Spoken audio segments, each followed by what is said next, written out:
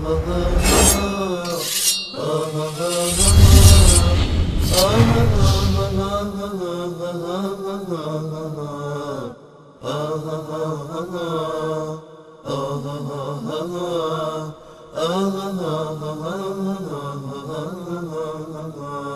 محمد از ایران از طریق اسکایپ سلام علیکم، بفرمایید.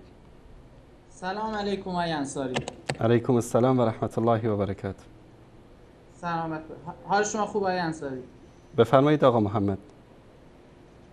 چه عجب شما گیر نمیدید تصویر نشون بده مثل های ملازم. خب مطلبی که میخواستم بگم آقای انصاری، آقا محمد خب در مورد کلیپ هایی که پخش کردیم، اول در مورد کلیپ هایی که پخش کردیم شما صحبت بکنید. سوالم بپرسم چرا فرار میکنی از سوال من آقای انصاری؟ سبحان الله، ما گفتیم که روش برنامه ما با مخالفین این است که اول در مورد کلیپ هایی که ما پخش کردیم صحبت میکنن. ما الان 4 تا کلیپ اینجا پخش کردیم: سرقت آیات حج، دکترای جعلی فیزیک و شیمی، آخوند نادان و امامت یا خدایی. هر کدوم از اینا رو دوست دارید در موردش صحبت بکنید آقا محمد. من خودم از شما کلیپ دروغ دارم، چرا دروغ خودت اول صحبت نکنید؟ ببین آقا محمد، من به عنوان یک بیننده به شما احترام گذاشتم، دارم با شما با ادب و احترام صحبت میکنم. احترام و ادب خودتون رو نگه دارید و کار نکنید که با همون روش آخوندی باتون صحبت بکنم. در مورد کلیپ های ما صحبت کنید، بعد از اون انشالله هر کلیپی که دوست داری شما پخش بکن، هر مطلبی که دوست داری بگو، ما اینجا وقت میدیم و بارها دادیم به مخالفینمون.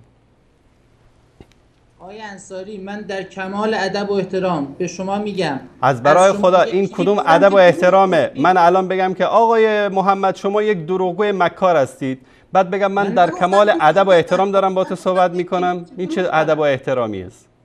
من نگفتم دروغگوی مکار، من گفتم شما الان گفتید من کلیپ دروغ تو رو دارم. یعنی این روش برخورده. یعنی ما به شما احترام گذاشتیم، بهتون وقت دادیم، داریم باهاتون مؤدبانه صحبت میکنیم، اینطوری باید برخورد بکنید. اولا وقتی اگر شما از من کلیپی دارید باید پخش بکنید. من اگر جواب ندادم، اگر جوابی نداشتم، بعد از اون شما قضاوت بکنید، یا قضاوت رو انسان میگذاره به عهده بیننده. به طور مثال ما بارها اینجا کلیپ ها از آقای قزوینی، دروغگوی مکار هیلگر شبکه ولایت، پخش کردیم و شاگرداش هم مثل شریفی، دوستان نزدیکتون، بارها اومدن 1.5 ساعت در قبل الاخیر 1.5 ساعت صحبت کرده، نتونست از یک دروغ قزوینی دفاع بکنه. به این میگن دروغ. بعد از اینکه اومدن نتونستن دفاع کنن، همه بینندگان هم شاهد هستن که قزوینی یک دروغگو است. ما با دلیل و مدرک، شما بدونین که دلیل و مدرک ارائه بکنید، همینطوری منو متهم کردید. الان در مورد کلیپ هایی که ما پخش کردیم یکیشو انتخاب بکنید، صحبت بکنید، بعد از اون من به شما وقت خواهم داد. آقای انصاری، اولا آنچه که در مورد میگه که بعد از من خلفای میان که سنت منو اجرا نمیکنن، من اصلا سرچ نمیکنم در این مورد. داره دروغ میگه، میخواد اینو بچسبونه به حضرت ابوبکر و به حضرت عمر و عثمان. همچین نصی وجود نداره که بعد از رسول الله صلی الله علیه و آله و سلم خلفای میان که سنت ایشون رو مراعات نمیکنن. دروغ گفته. همچین نصی وجود نداره که بعد از حضرت پیامبر خلفای میان که سنت رو منظور شما ابوبکر و عمر و عثمان است. من تحدی میکنم که شما نصی بیارید که خلفای راشدین ابوبکر و عمر و عثمان در موردشون این نص اومده باشه. همین الان هم تحدی میکنم. آقای انصاری بابا ببین چی میگم. شما ادعا کردی همچین روایتی وجود نداره که همچین روایتی در مورد بحث ما. چرا بحث کامل نمیگذاری آقای راستگو؟ چرا بحث کامل نمیگذاری؟ این آقای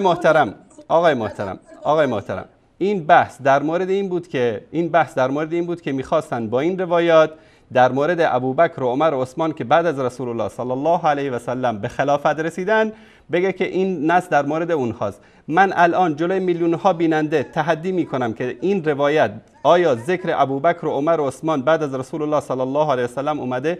در یکی از کتب حدیث معتبر اهل سنت بگید.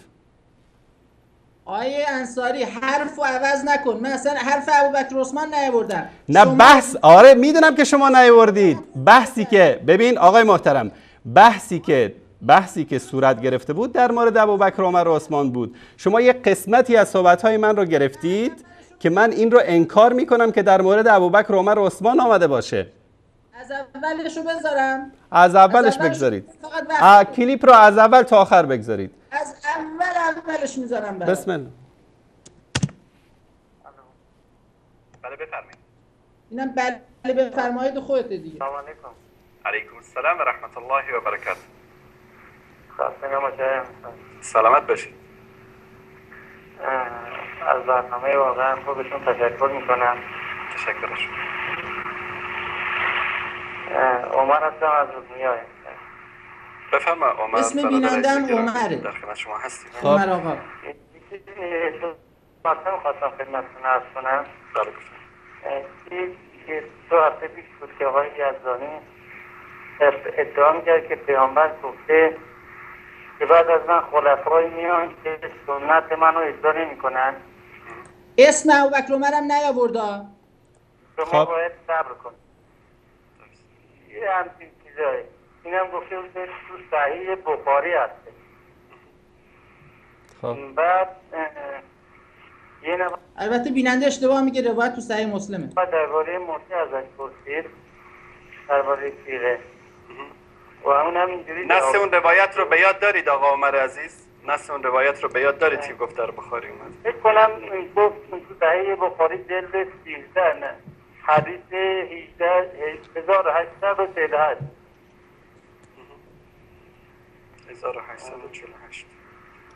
اولا آنچه که در مورد میگه که بعد از من خلفای میان که سنت منو اجرا نمیکنن، من اصلا سرچ نمی کنم در این مورد. اصلا سرچ زحمت سرچ هم بله نمیدی. من الانم میگم اصلا سرچ نمی کنم در این مورد، چون این روایت در مورد خلفای راشدین نیست. گوش کن دیگه، گوش کن. خودت چسبوندی به ابوبکر عمر، بیننده اصلا حرف ابوبکر عمر نبرد. گفت استاد یزدانی حفظه الله یزدانی در شبکه ولایت، همین صیغه زاده که تو شبکه ولایت میاد، این موضوع رو در اینا رو میچسبونن به ابوبکر عمر و عثمان. میچسبونن به ابوبکر عمر و عثمان. صحبت کنم دیگه. میچسبونن به ابوبکر عمر و عثمان. ثانیاً برداشت شما الان برداشت شما از این حدیث چیه؟ از این روایت چیه به قول شما؟ بیننده استناد کرد به حرف استاد یزدانی که اصلا توش ابوبکر عمر نداشت، فقط صحیح مسلم بود. یزدانی و شبکه ولایت همین روایت ها رو در مورد خلفای راشدین استدلال میکنن بهش. مگه در مورد که در مورد یزید استدلال میکنن؟ در مورد یزید استدلال میکنن بهش؟ آقا محمد سر صدا نکن. آقا محمد سر صدا نکن. اینها به این روایات الان من از تو میپرسم. آقا محمد گوش کن، حرف منو گوش کن. الان من از تو میپرسم منظور تو از برداشت تو از این روایت چیه؟ آقا بذار من صحبت کنم. یک دقیقه من دارم از تو سوال میکنم. آقا محمد دارم از تو سوال میکنم، برداشت تو از این روایت چیه؟ برداشت من همان برداشت حضرت پیامبر هستش که به اون صحابه گفت. منظور از خلفا کیه؟ منظور از خلفا کیه؟ آقا اون صحابه منظور از خلفا کیه؟ ببین الان گوش کن آقا محمد. ببین آقا محمد من به این روایت کاری ندارم. من دارم از تو سوال میکنم منظور از خلفا من بعدی کی است در اینجا؟ غیر از ابوبکر و عمر و عثمان کسی دیگه است؟ توی خود روایت میگم بخونم، منظورش از توی خود روایت میگم. بفرمایید. منظورش در روایت اومده. آقا بذار از توی خود روایت بگم دیگه. بخون. میگه حذیفه بن یمان میگوید به رسول خدا عرض کردم ما در زمان شری بودیم، خدا خیری آورد و ما الان در خیر هستیم. بذار حادثش رو میگم. صحیح مسلم جلد 3 صفحه 1476. بیار رو مانیتور نشون بده. بخون از اول، بخون نص عربیشو بخون. صفحه شما سیقوم بعدی رو بزن. سیقوم بعدی رو بزن. تو صحیح مسلم این سیقوم بعدی ما در زمان شری بودیم خدا خیری آورد و ما الان در خیر هستیم. آیا دنبال این خیر شری هست؟ حضرت پیامبر صلی الله علیه و آله و سلم فرمودند بله. گفتم دنباله آن شر خیری است؟ حضرت پیامبر دوباره فرمودند بله. گفتم آیا دنباله آن خیر نیست شری هست؟ فرمودند بله. گفتم چگونه؟ حضرت پیامبر فرمودند خب آقا محمد شما اینجا متاسفانه باز به همون روش قزوینی تلبیس کردید. من تعلیق دادم بعد از این تماس. تعلیق منم بذار صدامو، بعد از اون صحبت میکنیم.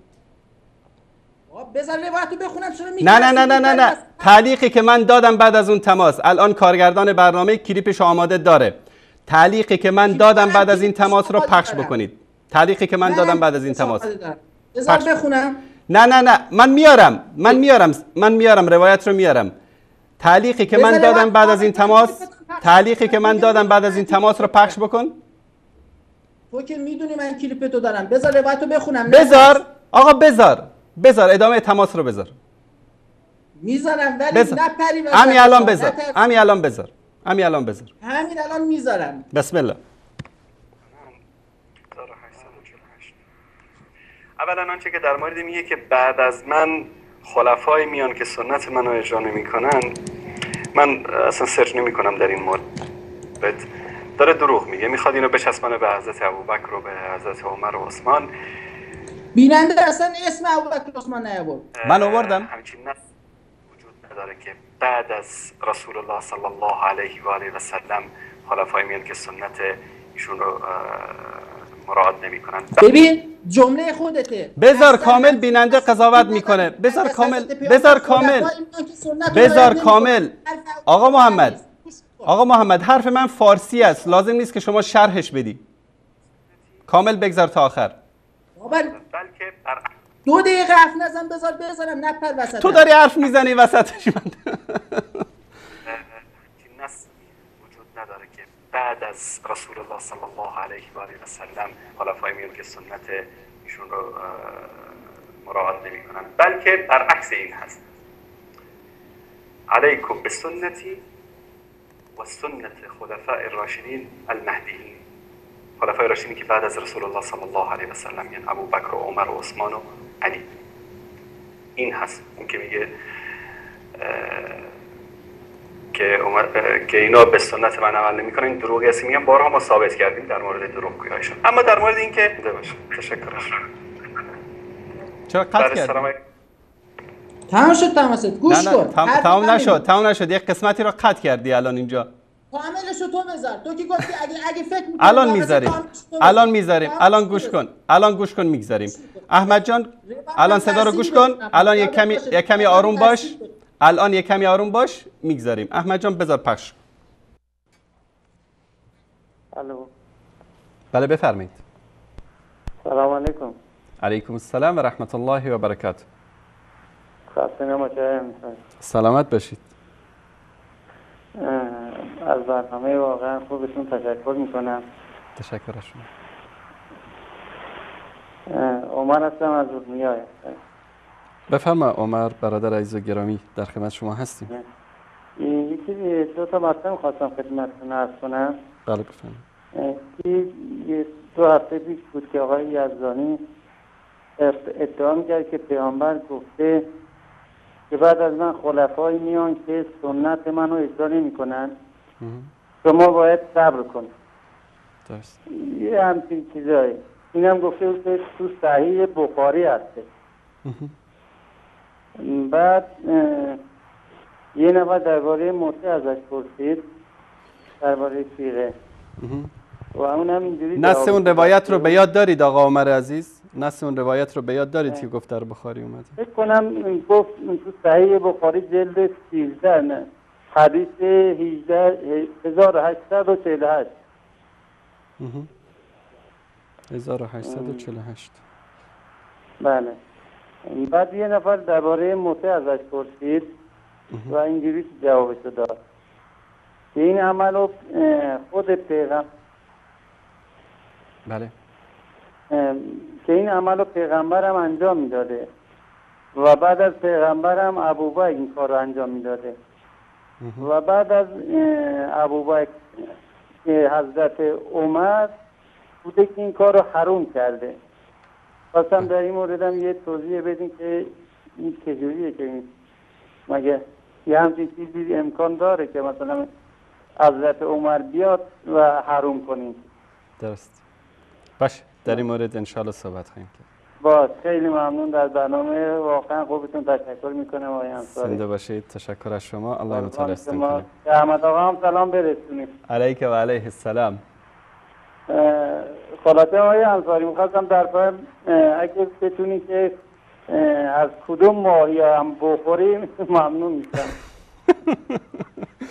تشکر میکنم از شما. الله متعال حفظتون کنه برادر عزیز. قربان شما، از برنامه خوبتون تشکر میکنم آقای انصاری. سلامت باشید. الله متعال حفظتون کنه. خدا نگهدارتون. خدا نگهدار شما. اولا آنچه که در مورد میگه که بعد از من خلفای میان که سنت منو اجرا نمیکنن، من اصلا سرچ نمی کنم در این مورد. داره دروغ میگه، میخواد اینو بچسبانه به حضرت ابوبکر و به حضرت عمر و عثمان. همچین نصی وجود نداره که بعد از رسول الله صلی الله علیه و آله و سلم خلفای میان که سنت ایشون رو مراعات نمی کنن، بلکه برعکس این هست. علیکم به سنتی و سنت خلفاء الراشدین المهدیین، خلفای راشدینی که بعد از رسول الله صلی الله علیه و سلم میان، ابوبکر و عمر و عثمان و علی. این هست. اون که میگه که اینا به سنت من عمل نمیکنن، این دروغی است که میگن. بارها ما ثابت کردیم در مورد دروغگویی‌هایشون. اما در مورد این که در کتب اهل سنت اومده باشه که متعه رو سیدنا عمر رضی الله تعالی عنه من کرده، این دروغ میگن و با بی‌حیایی هم دروغ میگن. در کتاب‌های خودشون، من الان از کتب خودشون اینجا خدمتتون نشون بدم که در کتب خودشون هست که رسول الله صلی الله علیه و آله و سلم در غزوه خیبر در اونجا بود که متعه رو منع کردن. اولا که تو انکار کردی، روایت رو میخونم. من هنوزم انکار میکنم.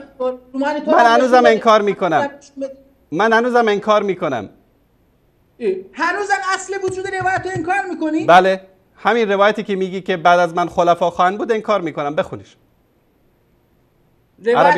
روایت شماره نص عربیشو بخون. آقا گفتم دیگه. نه بخون. چرا فیهم رجال قلوبهم شیاط قلوبهم نه روایتو بخون. شما گفتی که سیکون من بعدی خلفا. بخون روایت رو. از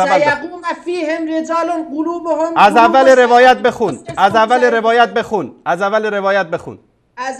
روایت برات میخونم. بله. چرا میترسی دوستان صحیح مسلم رو بیارن همین روایت رو. بخون از اولش. صحیح مسلم. بخون. سیکون من بعدی خلفا. بخون. سیکون من بعدی اشتباه لفظی نگیر آقای انصاری. این بازی ها رو در نیار. میگه پیامبر حذیفه اومد پیش حضرت پیامبر. خب نص عربیشو بخون. شما دروغ میگی، در ترجمه داری دروغ میگی. نص عربیشو بخون. نص عربیشو. نص عربیشم برات میخونم، مشکل ندارم که. بخون. قال حذیفه بن یمان قلت یا رسول الله انا كنا بشر فجاء الله بخیر فنحن فیه فهل من وراء هذا الخیر شر؟ قال نعم. قلت هل وراء ذلك شر خیر؟ قال نعم. قلت فهل وراء ذلك خیر شر؟ قال نعم. قلت کیف؟ قال چه کسی؟ رسول الله صلی الله علیه و آله و سلم یکون بعدی ائمه لا یهتدون بهدای. چرا گفتی خلفا؟ عجب آدمی هستی تو. چرا دروغ ترجمه کردی؟ همه بینندگان شاهد بودن. حرف منم در اونجا چی بوده؟ سیکون من بعد خلفا. اومدی گفتی سیکون من بعد خلفا. همه بینندگان شاهد هستن که در شروع تماست گفتی خلفا. من گفتم همچین روایتی نیامده. چرا دروغ ترجمه کردی؟ ائمه جمع چیه؟ ترسی روایت نشون بدی. بابا این روایت، من از اولم این روایت رو داشتم، من تا اینجا میخواستم نشون بده، نترس، من نشون بده. من اینجا میخواستم مچ تو بگیرم الان. شما خلفا رو امام میدونید. من یک لحظه آقا نشون بدید. این روایت است. این روایت. من میخواستم آقای محترم سر صدا نکن. شما و یزدانی و قزوینی همتون دروغ گویید. گفتی سیکون خلفا و حدیث رو ترجمه کردی به خلفا. صدا تا الان دوستان دارن در اول تماس. من در تماس آقا عمر و در همه صحبت‌ها من گفتم همچین روایتی وجود نداره. الانم میگم وجود نداره. تو چرا اومدی این رو به خلفا ترجمه کردی؟ چون که میخواستید میخواستید خلفای راشدین رو بزنید. این الان این روایت یکون بعدی ائمة لا یهتدون بهدای، چرا این رو خلفا ترجمه کردی؟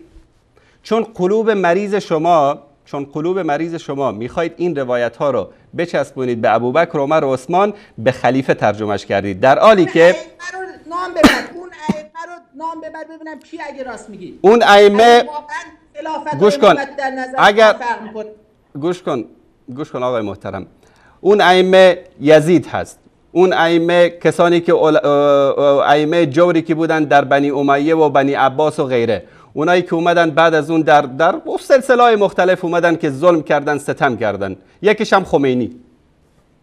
حذیفه که اصلا اونا رو ندیده، پیامبر داره به حذیفه جواب میده. یعنی پیامبر آقا این ائمه گوش کن، اگر ما گوش کن، یک اولا آقای محترم اولا اینجا من اگر میخوای این بحث ادامه پیدا بکنه، آقای محترم گوش کن حرف منو. اگر گوش نمی کنی من مجبورم تماس رو قطع بکنم. گوش کن. اولا آقای محترم، آقا محمد، اینجا از بینندگان معذرت بخوا به خاطر تهمتی که به من زدی و به خاطر دروغی که در ترجمه حدیث گفتی. بعد از اون من بحث رو با شما ادامه میدم. بسم الله. آقای انصاری، من اشتباه لفظی داشته باشم هیچ مشکلی تو اصل بحث ایجاد نمیکنه. آقا دروغ گفتی. ببین اگر ما بخوایم که این ائمه رو یک جمله بذار من بگم. آقای محترم، برادر گرامی، گوش کن. اونا رو درک نمی‌کنی. ببین گوش کن. 400 سال بعد میان. گوش کن. اگر ببین اگر میخوای که بحث ادامه پیدا بکنه، به خاطر دروغی که به من بستی، تهمتی که به من زدی و دروغی که در ترجمه حدیث کردی، معذرت بخوا. شما ترجمه حدیث را از زبان یزدانی شنیده بودی، یزدانی دروغ ترجمه کرده بود و شما هم دروغ ترجمه کردی. اگر ما بخوایم بر اساس هوا و هوس خودمون بخوایم احادیث رو ترجمه بکنیم، ائمه میشه جمع امام.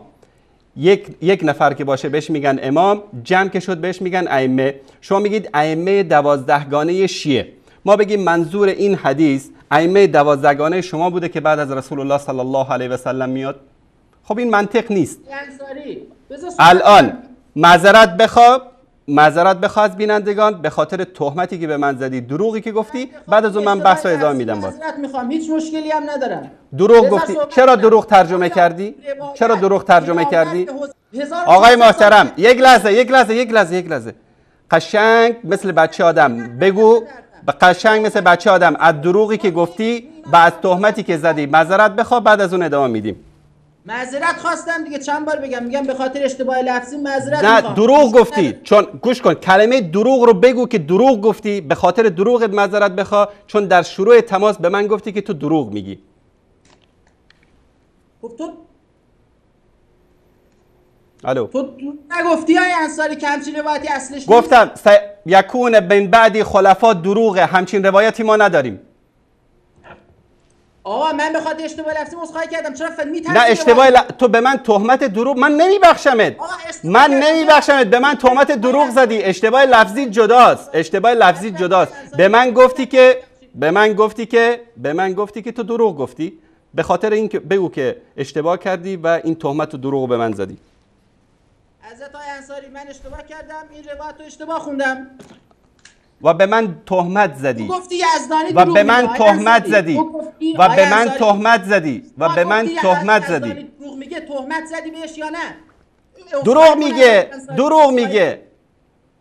آقای انصاری همین روایت بابا جان، بیننده میگه که یزدانی گفته که یزدانی گفته که بعد از رسول یکون بعدی خلفا. خب دروغ میگه یزدانی. یزدانی نشون داده روایتو، همین ائمه خونده روایت. اشتباه ترجمه کرده. مثل تو اشتباه ترجمه کرده. مثل تو اشتباه ترجمه کرده. آقا تو چرا آقای یزدانی روایتو نشون داده، ائمه هم خونده، تو میترسی اصلا نشون بده روایتو، ولی اصل مطلب رو جواب بده. آیا به نظر شما بین امام و خلیفه فرق هست یا نه؟ فرق است، بله. فرق هست؟ بله. آفرین. آیا در این روایت پیامبر به حذیفه میگه 1400 سال بعد یه نفر میاد یه امام در کجا گفته که تو میبینی اینا رو؟ در کجاش گفته که تو میبینی؟ حذیفه داره سوال میکنه. بخون در کجاش گفته. این روایت احمد جان روایت رو بیار. در کجا گفته که در کجا رسول الله صلی الله علیه و سلم به حذیفه گفته که تو اینا رو میبینی؟ زمانی میپرسه که این خلفا بیان، پیامبر داره تکلیف شرعی حذیفه بیار نشون بده. همین ادعای آقا محمد با سر صدا با هوچیگری چیزی حل نمیشه. شما الان یک ادعا کردی، گفتی که گوش کن آقا محمد، گفتی که حذیفه در این روایت اومده که حذیفه اینا رو میبینه. در کجاش گفته که میبینه؟ نشون بده. حذیفه داره تکلیف شرعیشو میپرسه. آقای انصاری اگر در نظر شما الان تو یه دروغی گفتی آقا محمد تو سر صدا نکن. یک لحظه، من مجبورم صدا تو قطع کنم به خاطر اینکه جواب سوال منو نمیدی. تو گفتی که حذیفه در این روایت اومده که حذیفه اینا رو میبینه. یک لحظه فقط به من نشون بده در کجا روایت گفته؟ دروغ نگو به من. گفتی گفتم حذیفه اینا رو میبینه. دروغ نگو. گفتی والله گفتی. من صدا تو دارم. گفتی اول صحبتات. ببین اول صحبتات از دروغ عذرخواهی کن. از دروغ آقای محترم گفتی که حذیفه اینها رو میبینه. گفتی اینا رو میبینه بعد از رسول الله. از دروغ عذرخواهی کن. من نگفتم. من تشکر میکنم آقا محمد. شما فقط میخوای وقت آقا محمد، من از شما تشکر میکنم. شما ثابت کردی که شاگرد قزوینی هستی. من تبریک میگم بهتون. واقعا یک شاگرد آقا بخون همین روایت رو. این همه اصرار داری احمد جان، روایت رو بیار رو صفحه تلویزیون. این روایت رو از اول تا آخر بخون، ترجمه کن. بسم الله. آقای انصاری تو جواب من نمیتونی بشنوی. چه مثل جواب آقای قزوینی؟ یه لحظه بذار من بخونم. من اولا که تو به من دروغ گفتی که من گفتم. گفتی من صدا تو دارم اینجا. پیامبر گفته حذیفه تو اینا رو میبینی. من همینو گفتی. نزدم. تو دروغ بس. لا حول ولا قوة الا بالله. بابا جان ترجمه کنم این روایت رو. حذیفه از پیامبر تکلیف شرعیشو میپرسه. کی گفته؟ کجا گفته تکلیف شرعی؟ از اول حدیثو بخون، ترجمه کن. از دل خودت چیزی نگو. بخون حدیثو بخون، ترجمه کن. حذیفه ابن یمان کیف آیا انصاری کیف میفر رو بذار کنار. کیف میفر بذار. حدیثو ترجمه کن از اولش. تکلیف شرعیه بابا جان. حدیثو بخون، ترجمه کن. ترجمه کن. کیف اصنعوا. آیا انصاری میگه حذیفه میگه قول. بابا جان حدیثو بخون از اول، ترجمه کن. لا حول ولا قوة الا بالله. فرار نکن. بذار دارم میخونم نپر وسط حرفم. بذار دارم میخونم از اول. فرار نکن. لا حول ولا قوة. بعد از اینکه حذیفه درباره وجود زمان شر و خیر پشت سر هم از پیامبر پرسید، پیامبر فرمود بعد از من. بابا جان عربی رو بخون، ترجمه کن. از کجا داری میخونی؟ عربی رو بخون، ترجمه کن. الله اکبر. عربی رو نشون بده، من از روش دارم میخونم. بابا جان الان چند دقیقه است که رو صفحه تلویزیونه. عینکاتو بزن نگاه کن. تکلیف شرعی رو الان قبول کردی که تکلیف کیف اصلا. بابا جان بخون حدیثو، بخون ترجمه کن. چرا میترسی آخه؟ گوش کن بخونم. قال حذیفه ابن یمان قلت یا رسول الله انا كنا بشر فجاء الله بخیر فنحن فیه فهل من وراء هذا الخیر شر؟ قال نه. بخون از اول ترجمه کن. تک ترجمه کن. اولش که باشه. بذار جمله. قال حذیفه بن یمان. حذیفه ابن یمان گفت قلت گفتم یا رسول الله، ای رسول الله. اینطوری ترجمه کن بیننده بفهمن. باشه همونجوری که هجی میکنم برات یاد بگیم. قال به قزوینی یاد بده. حذیفه بن یمان قلت یا رسول الله، حذیفه بن یمان گفت ای پیامبر، انا کنا بشر فجاء الله بخیر، ما در زمان شری بودیم خدا خیری آورد. برای کی؟ و ما در خیری هستیم. کی در شر بود؟ کی در شر بود؟ هل من ورای هذا الخیر شرون، آیا بعد این خیر شری هست؟ قال نعم، پیامبر فرمودند بله. قلت، حذیفه گفت هل ورای ذالک شر خیرون، آیا بعد از این شر خیری هست؟ پیامبر فرمودند بله. قال نه. قلت، دوباره حذیفه گفت فهل ورای ذالک خیر شرون، آیا بعد از این خیر دوباره شری هست؟ قال نعم، پیامبر فرمودند بله. قلت، حذیفه فرمود کیف، چگونه؟ قال، حضرت پیامبر یکون بعدی ائمة لا یهتدون بهدای ولا یستنون بسنتی و سیقوم فیه رجال قلوبهم قلوب الشیاطین فی جثمان انس. خب ترجمه. حضرت پیامبر فرمودند بعد از من امامانی بر شما حکومت میکنند که به کجا گفته حکومت میکنن؟ و به سیرت و سنت من رفتار نمیکنند و به زودی سیقوم، به زودی در میان آنها مردانی حاکم میشوند که دلهای آنها دلهای شیطان است ولی در لباس انسان در آمدند. خب تا اینجا شنیدی؟ قال خب قلت کیف اصنع یا رسول الله ان ادرک ذالک. حذیفه اینجا تکلیف شرعیشو میپرسه. کیف اصنع، از حضرت پیامبر میپرسه که یا رسول الله اگر من آن زمان را درک کردم چه کنم؟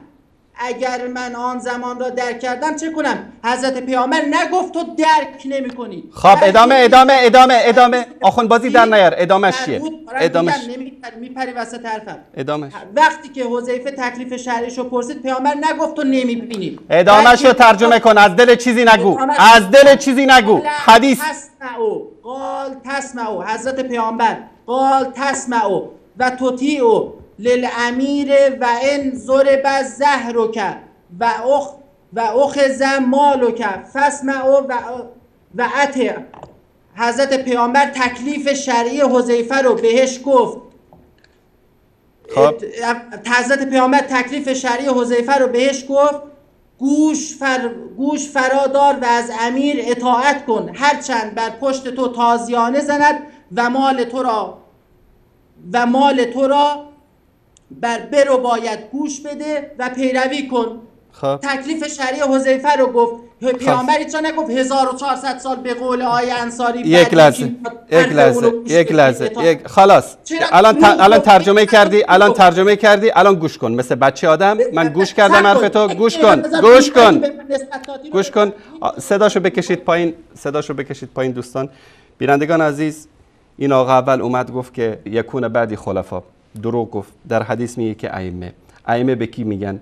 به کسانی که بر مسلمان ها حکومت بکنن.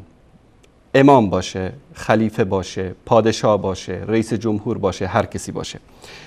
در اینجا آقا محمد خوب گوش کن که یاد بگیری. انا کنا میگه یا رسول الله ما بودیم. انا کنا یعنی چی؟ ما صحابه بودیم در شر. فجاء الله بخیر، الله سبحانه و تعالی خیر رو آورد. این خیر چی بود؟ اسلام بود. حذیفه میپرسه که هل وراء ذلك شر خیر، بعد از این شر دوباره خیر؟ قال نعم. قلت فهل وراء ذلك خیر شر، بعد از این خیر دوباره شر خواهد آمد؟ میگه بله. قال نعم. قلت کیف، چگونه؟ قال یکون بعدی ائمه. این آقا گفت که خلفا. چرا میگن خلفا؟ چرا اینجا تحریف میکنن در ترجمه روایت؟ به خاطر این که اینا رو بچسبونن که ما میگیم خلفای راشدین، خلیفه رسول الله ابوبکر صدیق، بچسبونن به اینها. بر صورت باقیشو خوب ترجمه کرد تا به آخر. اینجا یک نکته خیلی مهم هست. اینها رسول الله صلی الله علیه وسلم میگن اینها به سنت رسول الله صلی الله علیه و سلم عمل نمی کنن، یعنی سنت آنگونه که باید شاید عمل نمی کنن. و در بین اینها مردمانی سیقوم فیهم رجال قلوبهم قلوب الشیاطین فی جسمان الانس. در بین اینها مردانی، نمیگه که این امرا یا این ائمه یا این خلفا، در بین اینها مردانی به پا خواهند خواست، سیقوم فیهم، مردانی به پا خواهند که قلب‌های اینها مانند قلب‌های شیطان هست در جسمان انس. در زمان ابوبکر صدیق مدعیان دروغین نبوت قیام کردند. در زمان عمر ابن خطاب کسانی بودند که با مسلمان ها جنگیدند. در زمان علی رضی الله تعالی عنه خوارج که شکل انسان بودند، خیلی هم ظاهرشون متقی و مؤمن و پرهیزگار بودند، اما با خلیفه مسلمان ها جنگیدند و سیدنا علی رضی الله تعالی عنه در نهروان بیش از 4500 نفر از اونها رو به درک واصل کرد. نکته جالب در این روایت احمد جان نشان بده، اینجا تکلیف شرعیشو حذیفه میپرسه، کیف اصنع یا رسول الله، چی کار بکنم در این دوران ای رسول خدا؟ اگر که اینها کافرن، اگر اینها منافقن، اگر اینا انسانهای به اصطلاح این خلفایی که به اصطلاح ائمه‌ای که اینها ذکر میکنن میخوان به هر کی که میخوان اینو بچسبونن، تکلیف شرعیشو به قول این آقا تکلیف شرعیشو حذیفه میپرسه. الله سبحانه و تعالی میگه که اطیعوا الله و اطیعوا الرسول و اولو الامر منکم، از الله اطاعت کنید، از رسول اطاعت بکنید و از اولو الامرتان. تکلیف شرعی حذیفه در اینجا رسول صلی الله علیه و سلم چه جواب میده؟ میگه که تسمعوا و تطیعوا للامیر، از این امیرتان بشنوید و اطاعت بکنید. آیا رسول الله صلی الله علیه و سلم یک صحابی رو امر میکنه به اطاعت از انسانی که کافر باشه، زندیق باشه، منافق باشه؟ اینها مسلمان هن، بعد از رسول الله صلی الله علیه و سلم، بعد از رسول الله صلی الله علیه و سلم تا قیامت هست. ثانیاً حذیفه در اینجا چی میگه که کیف اصنع یا رسول الله ان ادرکت ذلک، اگر که من این زمان را درک کردم چیکار کنم یا رسول الله؟ حذیفه داره تکلیف شرعی همه امت رو میپرسه تا روز قیامت. این حدیث رو ما چرا بهش عمل میکنیم؟ چون این تکلیف شرعی امت رو تا روز قیامت حذیفه داره از رسول الله صلی الله علیه و سلم میپرسه. کیف اصنع یا رسول الله ان ادرکت ذلک، چیکار بکنم یا رسول الله اگر فرضاً اگر من این زمان رو درک کردم؟ میگه که بشنو، اطاعت بکن از امیرت، اگر که تو رو پشتتو با شلاق بزنه و یا مالت رو بگیره، فاسمع و اطع، بشنو و اطاعت بکن. این بود همه سر و صدایی که این آقا به راه انداخته بود از اول تماسش که آقا شما دروغ گفتید. آه